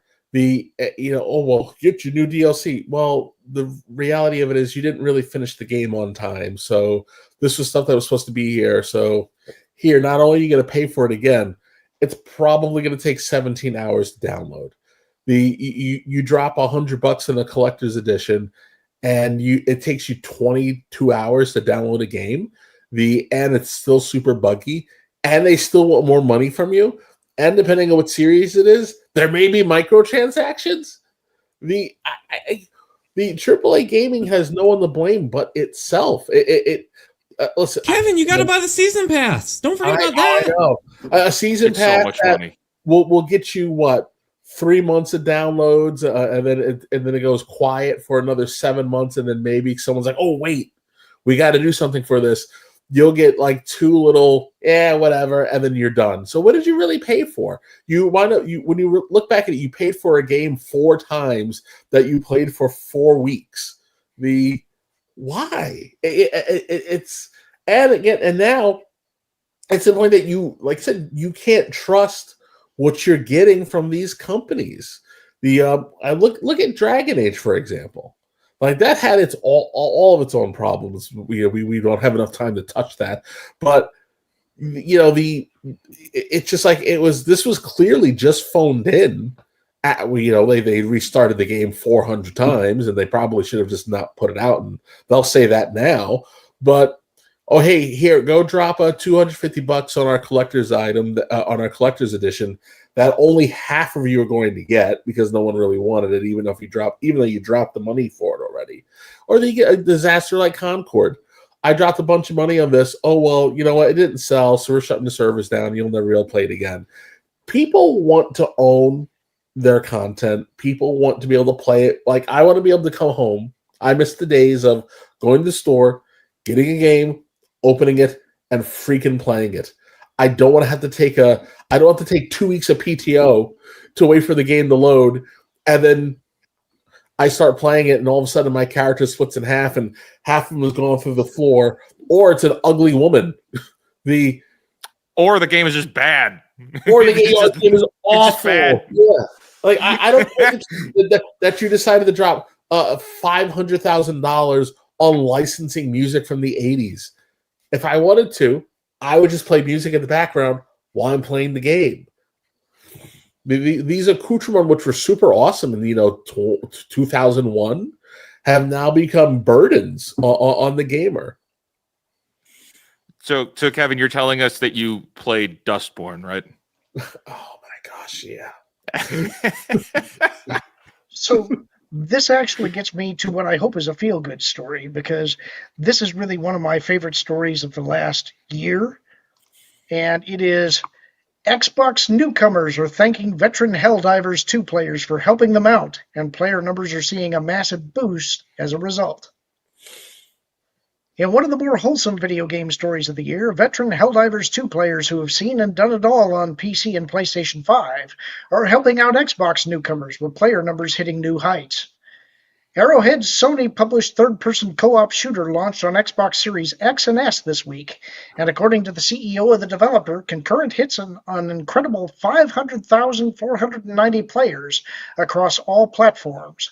But Helldivers 2's community is celebrating another milestone, the coming together of all players to help out new recruits on Xbox. Helldivers 2, as anyone who's played it for more than a few hours will know, can be a panic-inducing experience with deliberately fussy controls and a level of complexity that can make what starts out as an easygoing mission quickly descend into chaos. Helldivers 2's focus on physics-driven gameplay and friendly fire being on can also create an intimidating experience for newcomers. This is what fans of the game love about it, and what newcomers via Xbox are now getting to grips with. So it's great to see the Helldivers subreddit, Discord, and social media channels littered with tales from players who are either thanking others for their co-op hand-holding, or just bigging up the community for being so helpful overall. Go ahead. Oh, was somebody going to say something? Oh, no, not yet. Okay. In a post on the Helldivers subreddit, upvoted 7,400 times, Xbox player Drifter's Prodigy thanked the community for helping out new Xbox players. My first drop out of training, I immediately called in a machine gun and noticed an SOS beacon, so I called that in too, they said. Not even 15 seconds later, 2 people joined, both level 100 plus, and immediately showered the ground with some dope-ass stuff. Quasar, Mixer, a bunch of other stuff. Welcome to my show, everybody. When it comes to ordnance, the best part? They both in chat said, "Welcome, brother. Try these out," and then proceeded to guide me for the next 3 hours of gameplay. With how toxic online gaming can be nowadays, this release was a breath of fresh air, and the community has been absolutely wonderful to interact with. I knew I was in a good community when I accidentally pushed a button on a guy's backpack, and all he did was give me a hug and typed, "Hold me, brother," as we lit up in glorious liberation luminescence. Experienced players are now seeking out Xbox players to help, scanning for low-level missions and looking at the players' levels before joining. Level 1 to 15 players are usually Xbox players at the time of this article's publication. But of course, as Helldivers 2 Xbox launch heads into its first weekend, that range will fluctuate. I call in a mech, and they always get in like puppies after a tennis ball, said Redditor The Musk Omen Show. It's really cute. I always avoid the mechs that high-level players drop because I don't want them to think I'm stealing it, responded embarrassed Split 71. I'm an Xbox player. Then, continuing the wholesome exchange, the real Pita Bread explained, if they pick it, they want you to get in it. Source? Me, level 150, bringing toys. It's a particularly great time for Helldivers 2, which has some eye-catching new gameplay experiences coming following the Halo ODST crossover event. The Into the Unjust update, due out September 2nd, will see Helldivers venture into hive worlds, which include towering structures built by Terminids beneath planets' surfaces. I love Helldivers 2. I haven't been able to play it nearly as much as I would like to. I'm only level 23, but I did jump back in with my son this last weekend and had a blast for the time that we're playing it. This is a AA title that was sold at a reasonable cost and gives you tremendous value for your money. And as they're saying in this article, the community is fantastic. They bought into the lore, they roleplay it to the hilt, and they foster new players, which I have never seen in any other multiplayer game. First of all, have you guys played it? 2, what do you think? And 3, I think the big story here is that was such a massive success that it made PlayStation comfortable with doing the cross-play on the Xbox, which is new for them. They've already dabbled with putting some of their titles on the Steam store. They're not making the money that they used to make, and they're starting to realize that exclusivity is hurting them. So I see this as a positive for the industry, and I think that a lot of those developers that used to work at the AAA studios that left are now starting AA studios, and we're going to see a renewal coming up from there. What do you guys think? Well, I can't say I've ever, experienced the game, but I've definitely heard a lot about Helldivers 2, and I think it's just so refreshing, see the hope there, like good, healthy gaming communities, because that's the nice thing about gaming, it's not like the movie industry where it feels like you're poking a dead horse every time you're, you're speaking at it because there's so much schlock out there. Gaming, the beauty of these AA games or these single A games is that they still have some good communities out there. And I think it's refreshing to hear that the gaming online community can be so nice, because I don't know about you guys, but I seem to remember the days of the Halo 3 lobbies or the old Call of Duty lobbies, and I don't remember them being that nice. No, the community here in Helldivers is kind of an odd beast, because it's if you've ever seen Starship Troopers, it's basically Starship Troopers, and chaos is the point. You're going to screw up, you're going to accidentally kill your teammates, and it's funny. And that's what makes it fun. It's like, it's the rare game where when you get pasted by your teammate, you don't mind it because it's funny. And you know that you're going to make the same mistake probably not too much further in the future. So it's just this odd beast that they cracked the code to figure out, how do we make co-op play without PvP? I think that's another key here, is that you're not actually competing against other players. It's PvE co-op, but it does have team damage, which when you see, I would advise you, if you have not played this game, look up some videos on YouTube for the people that are bringing newbies into a super hell dive. I watched 30 minutes of a video last night and was entertained as could be. Just watching the game is hilarious. So that's my feel good story for the night. You convinced me to go back at it again, because I had a friend who worked at a GameStop, and I was curious about it. And he was like, "Oh, this game is forever out of stock," and he pulled a copy for himself to the side. And because I was like, I have nothing to play, I don't remember what I got. But whatever, I walked in and purchased 3 duds in a row, and he just felt so bad for me that he gave me his copy. And I got past the training module, which just, I will admit, was hysterical. And I also realized there's a Starship Troopers game coming out. I feel so bad for Starship Troopers, because this game is definitely stealing all of its thunder. I've never really, I know I sound like probably old ancient dinosaur. I've never really liked the online play. I just want to be able to play my game, but I almost said that way horribly wrong, and it would have been a soundbite forever if I'd completed the original. I did clip it.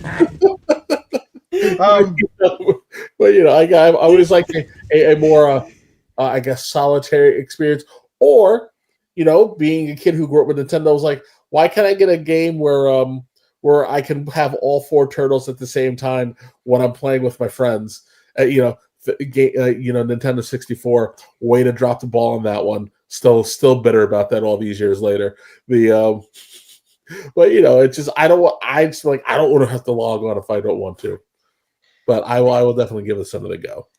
I tend to agree with you. I prefer the single-player experience, but this is the rare exception where it's like every time I jump into this game, it's a good time. And you mentioned the Starship Troopers game. That is kind of funny, because it was coming out. They had it in alpha. They were doing kind of an alpha release, an open release. But Helldivers kind of beat them to the punch on the full release, and they actually got Casper Van Diem on a YouTube video to experience Helldivers 2, and he was having a blast with it, saying, "Oh yeah, we did that. They got that from us." Yep. But he was also hired to promote the Starship Troopers game, so he was kind of in an awkward position where he had to try and talk up both of them. It's a great video. Go look for it. You'll enjoy it. That was my feel-good story for the night. I think that Arrowhead at least bodes well for what AA developers are doing, and I'm seeing a lot more indie-style projects come out. I'm really excited about that. That's part of why I wanted to have both you, Nolan, and Fake Wizard here to talk tonight, because I know you guys champion that kind of stuff. One of the other things that I wanted to do tonight was Nolan, you recently had a project that you've been working on for a good long time come out, and it's a fantastic video, and I wanted to promote it for everybody to see. I hope you guys all go watch this. It's lost in the files. This is Nolan's video on a purported AI that was supposedly included in Super Mario 64 that customized the experience to the individual player with some possibly scary results.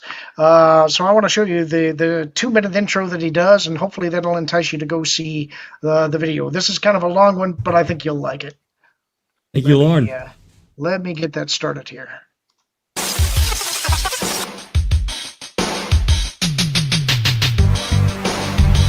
Is creating a game like this even legal? Relax. It's just a game. Parents will buy anything for their kids these days. But think of what could happen if we let this technology out like this.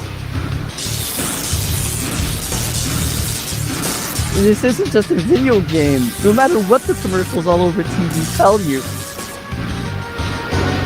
Initiating personalization process. Keep your voice down. Repeat to pack, not panic. Not from what I heard. These cartridges, you say they're talking back. The executives across the pond need this out to keep up with Sega and PlayStation. Error. Containment protocol disengaged. It's unstable and deadly. Doesn't matter. I have my orders from the top. It's just a game. I love this so much. Warning. I hope no one digs too deep into this.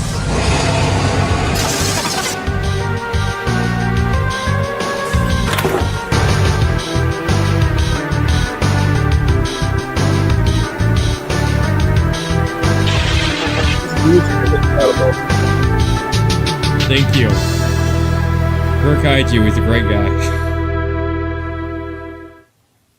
Tonight on Lost in the Files. An experimental game with a disastrous backstory. What is the truth behind the development of Super Mario 64?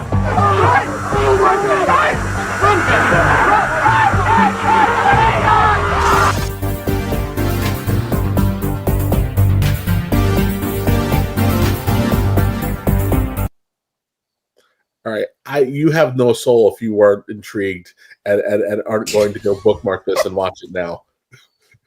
Yeah, no, Thank I you, don't know how long friends. you worked on this. I know it was over a year. Was it 2 years on this, or how long did you put into this? I saw an old picture on my phone when I first, because quite often early on when I'm brainstorming these, I'll usually write down like a picture when I'm kind of brainstorming ideas. The earliest picture I found was, I believe, in June of 2024. So I think it was about a 14-month development, roughly. It was supposed to come out in October of that year, and well, that didn't happen. It is a fantastic awesome production. intro. Yeah. Thank you. The production values that you put into this video really shocked me when I saw it, and it's a fantastic video. It's got an awful lot of all of the personalities that you see here contributing vocal talents to it. I think you'll be surprised. I think you'll have a good time. Nolan, your audience waited a long time to see that video. I think you delivered on what you were trying to put out there. I hope all of you go watch it, give it a like, give it a thumbs up, give it a comment. It deserves all of the viewership that it can get. Anything else you want to say? You guys about are it before amazing. Thank you. Anything else you want to say about the video before we move on to Fake Wizard? No, I'd like him to have the floor. Yeah, it's on my YouTube channel at Nolan Thunder. And hey, if you don't even have time to watch the video, a like helps out a lot, the YouTube algorithm. But hey, just everything, and especially the support that happened during the premiere and after the fact, especially from amazing people on the panel and the chat here. Like, you guys are all amazing. I really appreciate y'all. Thank you. No, go watch that from start to finish. Even if you have to leave it on in the background, you have to put it on from start to finish. YouTube loves that way more than likes and comments. Seriously, for that video quality, dude, that's worth it. No way. I'm blown away here. I am thinking like, oh yeah, I'm doing kind of creative stuff with my videos, and I see that and I'm like, no way, dude. Don't shortcut yourself. I know what's coming, what they're about to show for you, and it's amazing. I actually did just share the link in the chat. I hope that you guys, I hope that works. I didn't actually have a chance to test it, so make sure that I gave you the right link there. But if you want to watch it, there it is. Fake Wizard, you have a fake portal that has gone live, and this is a topic that I know is near and dear to your heart. This is a site where indie developers and indie games can be shared, and you're trying to put the community of indie gamers and developers together here. Tell us a little bit about this and where people can find it and how they can get the word out. Yeah, so talking video games for the last year or so has led me to say, like, hey, if you're unhappy with the AAA industry, stop buying games. And then the response back from my audience is, but Wizard, we like buying games. And I say, okay, well, let's support indie titles instead. And they say, Wizard, where do I find them? I don't know where to look. So I said, okay, well, then I'm just going to build the resource to bridge the gap between gamers who are looking for alternatives to AAA and indie developers who don't have any kind of discoverability. And so we've been developing this fakeportal.com, which is operational right now. Although I will admit, we are still so early on in development of this thing. There are 100 different things on the way that we're excited to be putting out here on this platform. And the whole thing is that it's totally free. We wanted it to be completely free for developers to post their games on it, or really let us post their games for them and advertise for them. But we also want it to be free for gamers to just be able to go on and find games and find new games to play. In fact, this isn't like a store or anything. We link out to all of their store pages on other platforms. So it's not like another storefront. It's not like Steam or GOG or anything like that. It's just a hub to connect you with other games. And we've decided to if we take money completely out of the equation, as like with developers and gamers alike, then it's a completely neutral space. So there is no IGN 7-star reviews. There is nothing like that. It's a completely fair place to show off games. So also all of the games that you're seeing here were recommended by my audience. So like awesome. Most of these were all found by people, just like gamers, just recommending like, hey, here are some games that need some love, or developers who've reached out that want to have their games on here as well. The fact that we just turned this on and we're already seeing people all over the world like using it, we're already creeping up the ranks on Google search. Like we're already reaching pages 1 and 2. And it's been like a couple of days. That's incredible. So, I think we've got a lot on the way. A lot of that, I think, is down to your visual design. It's a gorgeous site, and I think you're doing some really important work here. And I want to see this thing grow quickly. So I'm hoping everybody in our audience will go and check this out if you're a gamer and share it and tell people about it, because this is a resource that can help both gamers and developers, and that's really important for the gaming space. Yeah, there's the whole feature component of it that's launching like in 2 weeks. We're launching a whole advertising campaign for developers.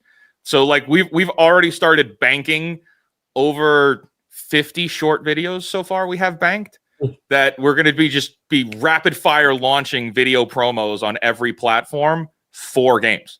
So it's like, and we don't, the developers don't even know we're going to do this. I'm going to advertise people's games without them knowing that I'm advertising their games. I want them to win. I want people, the only way that we can do this is if we get support from developers, that's great, but it's just rapid fire promotion for games that people playing them have recommended. So like, that's the fun part is we're kind of bridging this gap here. But yeah, if you want to check this out or be notified, like when we add new games every single week. There's that little button right on the homepage, get game updates, and sign up for our newsletter. Like that's the best thing you could do right here, right now. And it's a forever free platform.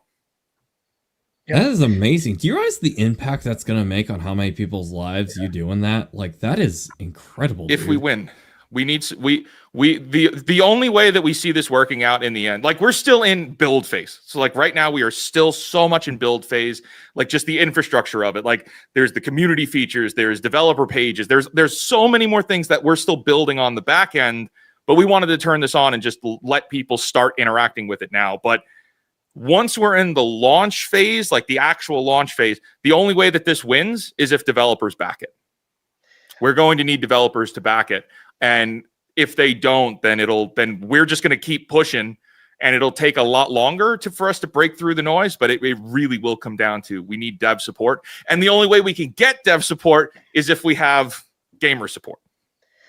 I don't know if you're restricted from talking about it because you don't have the features in yet, and I don't know anything about your group that are putting this together, whether you have anything like NDAs or anything. But can you talk about some of those planned community features? Yeah, so there's going to be a big focus on, we're going to be adding forums to it so you can interact with people talking about specific games. Have you played this game? Link out to Steam, review this game. So we're trying to avoid doing things like reviews. I don't want to do reviews. There's too much review, like with review commentary. Nobody really wants that. All people really want is, should I play this or should I not? So it's a thumbs up and thumbs down. Not like a ranking system. We really want to avoid that. People have said like, oh, well, you should do that. I'm like, I don't want to be the one to do that. It's, should you play it or should you not?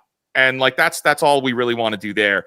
But there's a lot of features we're still experimenting with. So I'm a little early out on saying yes or no. Definitely comment section, have you played it and review it on Steam. Like not here, review it on Steam because it actually is super impactful on Steam. All right. Well, thank you, sir. I'm glad that you came on here to promote this because I love it, and I really hope you get all the success in the world. You put a lot of time and effort and passion into this, and I think it's an important service. Well, thank you. Yeah. But hey, join our newsletter. That's the best thing you can do right now. And we've got a lot of games going up every single week. But Thanks, guys. Check it out. We have some super chats to get to, and then we're going to do our top 10 and probably close it out for the night. So we have One Dirty Bird for $2. It's a box. We have Doge for $2. Author wants vastly different product, and that's okay. We have Doge for another $2. However, AAA games still top the NPD and Euro charts. And Doge for another $2. Look at Famitsu charts. AAA games struggle in Japan. Douglas Nutt for $5.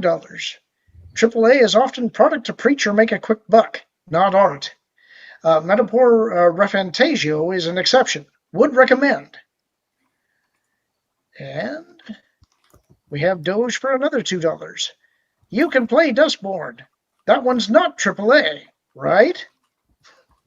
Kevin already played Dustborn. I don't think it ended up being AAA. But wasting money. All right. And we had Karen Owen develop for us another top 10 for this week. It is Friday, so it's the night. It is the top 10 new Cracker Barrel menu items. Number 10, Trump Berry Tea. Oh, no. Number 9, Taylor Swift Sausage. I'm not going to ask any questions about that one. Say with a side of Kelsey. Number 8, Travis Kelce Tater Tots. Goes with the sausage. Number 7, Valiant Renegades Jambalaya. At Cracker Barrel? Number 6, WDW Pro Omelet, since Pro said omelet isn't on their menu.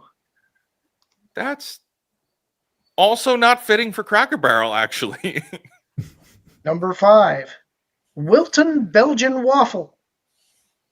Yeah, that sounds about right.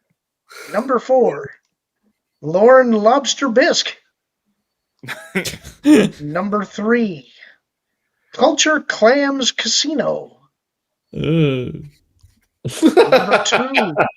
That sounds like a restaurant on its own. I'd go there. Toasted Troll Tuft. Oh, Good I God. don't know. I don't know how you would toast it. I don't want to know how you would toast it. But that's number 2. The number 1 honored spot. Do you want to guess who's honored here? Was there? It is Apollo Fried Apples. I like the. And then we have another couple of super chats that came in while we were doing this. One is from Miravita, $9.99. Thanks for a great panel and show. Also, thanks for creating an amazing community. Have a great weekend, everyone, and we hope you do too. If you're celebrating Labor Day, enjoy the long weekend. Unlike the two people on the panel who have to work through it. One Dirty Bird for $2. Going to bookmark Fake Portal on my Steam Deck, and we hope you do. Right. And also, kudos for having the Steam Deck. It is my very favorite toy from the last couple of years. And that pretty much ends us out, folks. Hope you enjoyed the show. This was a lot of fun to do. Fellas, do you have anything that you want to say and promote before we exit out for the night? AI is dangerous, but also fun. So have fun, but be dangerous. It's like dynamite. I know what I want to promote. I want to promote these two, Lorn and Apollo. These two are great. You can find Kevin on Toonie Talk TV, and I know he's working on stuff. Kevin, plug your own stuff. Oh, that's true. I guess the House of Apollo channel. I already know what the first two videos are going to be. I'm going to sit down with Lou Wasserman's Ghost, Martin Stone, and whoever else wants to jump in. And we're going to talk about the rise and fall of first-run syndication, especially now that the big announcement that all the major networks will not be carrying syndicated content anymore. So it's this is a major milestone in entertainment. And then the second video will be us trying to make sense of the Halloween timeline.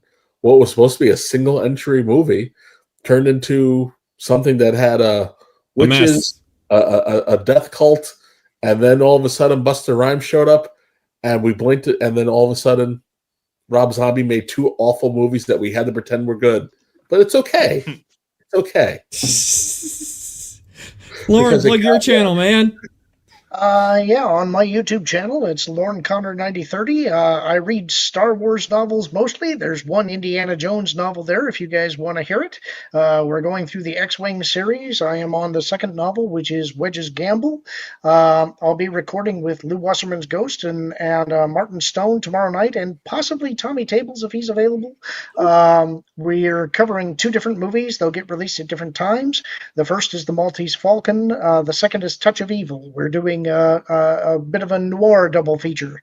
You can see me on WDW Pro's channel quite frequently, and I also show up on Toonie Talk TV. So if you guys want to see more of me, that's where you can catch me.